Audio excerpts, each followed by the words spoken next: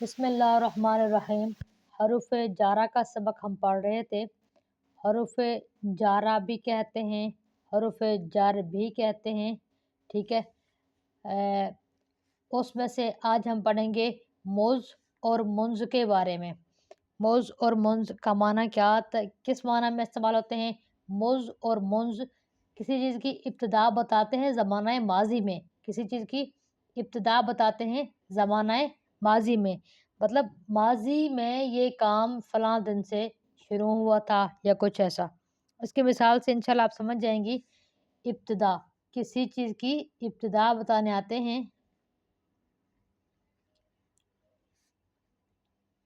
اور آپ کو پتہ ہے جو چیز کی ابتدا ہو جس کی انتہا ہو وہ فعل ہوتا ہے، وہ اسم تو نہیں ہوتا نا۔ ابتدا بتانے کے لیے آتے ہیں، مثال کے طور پر ما رأیتہ مذ یوم الجمعۃ، مثلا ما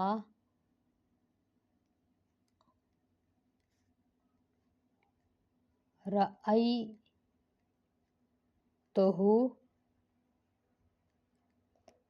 مذ یوم الجمعۃ،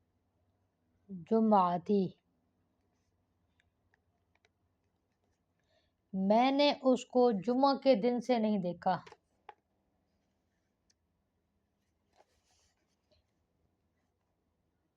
میں نے اس کو جمعہ کے دن سے نہیں دیکھا، یعنی اس کو نہ دیکھنے کی جو ابتدا ہے، ٹھیک ہے، نہیں دیکھنے کی جو ابتدا ہے وہ جمعہ کے دن سے، جمعے کے دن سے میں نے اس کو نہیں دیکھا، مطلب جمعے کے دن دیکھا تھا اور اس کے بعد سے پھر میں نے اس کو کبھی بھی نہیں دیکھا۔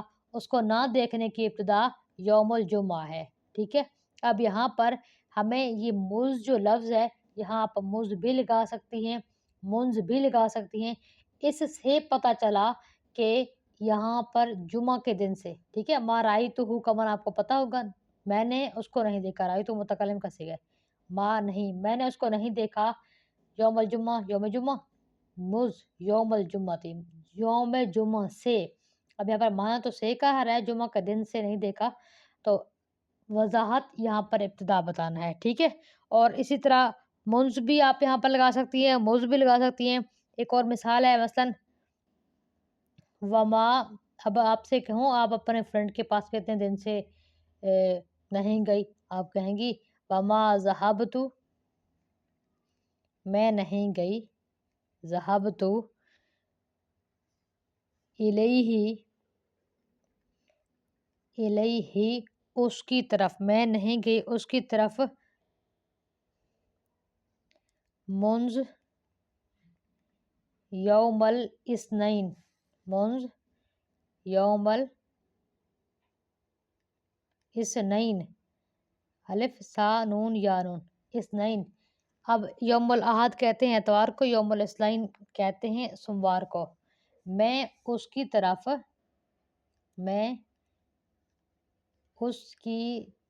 طرف سوموار سے نہیں گئی، ٹھیک ہے۔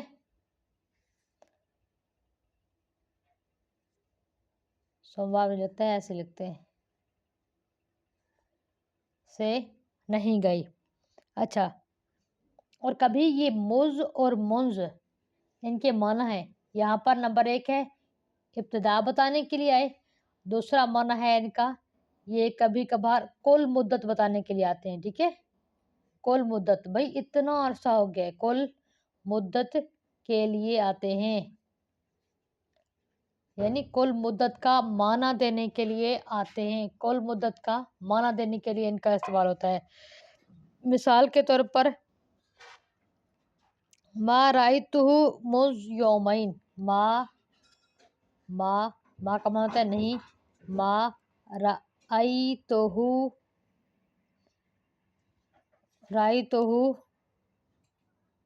مذ یومین، میں نے اس کو 2 دن سے نہیں دیکھا. اب جتنا اس کو نہ دیکھنے کی مدت ہے وہ کیا ہے؟ 2 دن ہے. 2 دن ہو گئے، اتنے عرصے میں نے اس کو نہیں دیکھا. اچھا جی، آگے پڑھیں گے واو. واو نہیں، پہلے پڑھتے ہیں ربا. حروف جارہ میں ایک حرف جر ربا بھی تو تھا نا.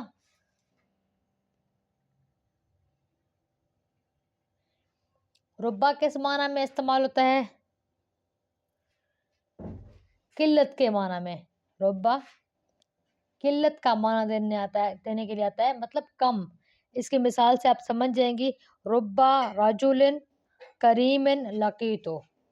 ربا، اس کو پڑھیں گے ربا رجل کریم لقیتو.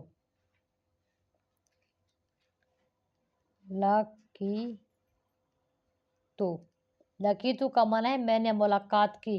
بہت کم سخی لوگ تھے جن سے میں نے ملاقات کی. ٹھیک ہے، بہت کم سخی لوگ تھے کہ جن سے میں نے ملاقات کی. میں نے ملاقات کی. اچھا، حروف جارہ میں ایک حرف ہے واو. ایک حرف کیا ہے؟ واو بھی تو تھا نا حروف جارہ میں. واو قسم کے لیے آتا ہے. کس معنی میں آتا ہے؟ قسم کا معنی دینے کے لیے آتا ہے. مثال کے طور پر واللہ لأشربن اللبن. واللہ، اللہ کی قسم، یہ لام تاکید کے لیے، الف یہ متکلم کا ہے. لأشربن، اشربو یہ سے ہوتا ہے. لأشربن اللبن.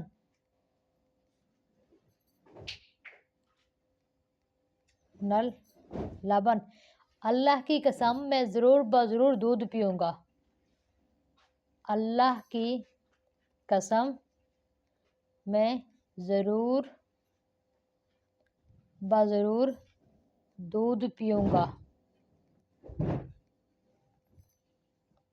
اچھا، ایک حرف جارہ میں سے ایک تا. ختم کرتے ہیں. ٹھیک ہے، تا یہ بھی حرف جارہ میں سے ایک ہے، لیکن تا صرف لفظ اللہ کے ساتھ خاص ہے. ٹھیک ہے، تا لفظ اللہ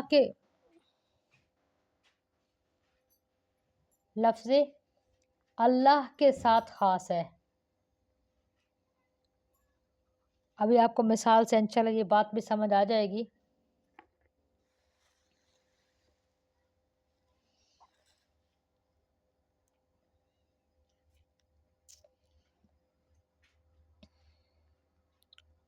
تاللہ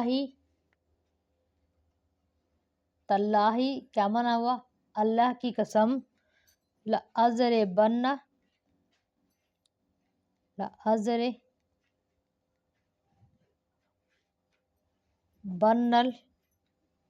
میں ضرور بضرور ماروں گا. کس کو؟ کس کی مثال دیتے ہیں؟ زید کی.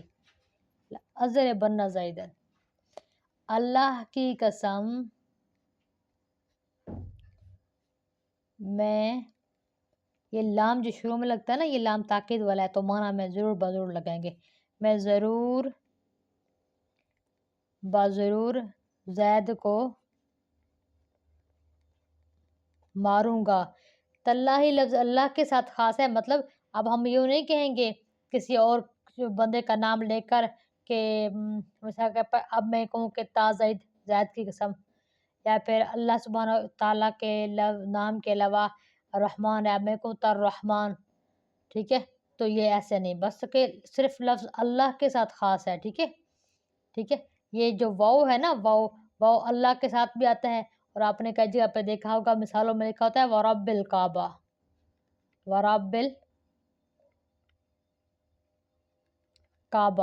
کعبہ کے رب کی قسم. ورب الکعبہ، کعبہ کے رب کی قسم. اور واللہ ویسے بھی قسم کے لیے استعمال ہوتا ہے، اور رب اس کو استعمال کی کرتے تھے. امید کرتی ہوں آگے اس کے بعد ہے آپ سمجھ گئی ہوں گے انشاءاللہ. اور آخری جو حرف ہے وہ ہے ہاشا. اور ہے خلا اور ہے ادا. یہ سب استثناء کے لیے آتے ہیں. کس کے لیے آتے ہیں؟ استثناء. استثناء مطلب آپ کو پتہ ہے نا استثناء کسی چیز کو نکال دینا. استثناء یعنی کسی چیز کو کسی جماعت سے کسی سے الگ کر دینا. یہ سب استثناء کے لیے آتے ہیں. جیسے کہ اللہ کا استعمال ہوتا ہے. ٹھیک ہے، اس کی مثال آپ لکھ دیتی ہوں. جا آنی یل قوم، میرے پاس ساری، یہ یا متکلم کی ہے. قوم ہاشا زیدن. جا انیل قوم ہا شا زیدن. ٹھیک ہے، کیا معنی ہوا کہ جانی میرے پاس ساری قوم آئی، میرے پاس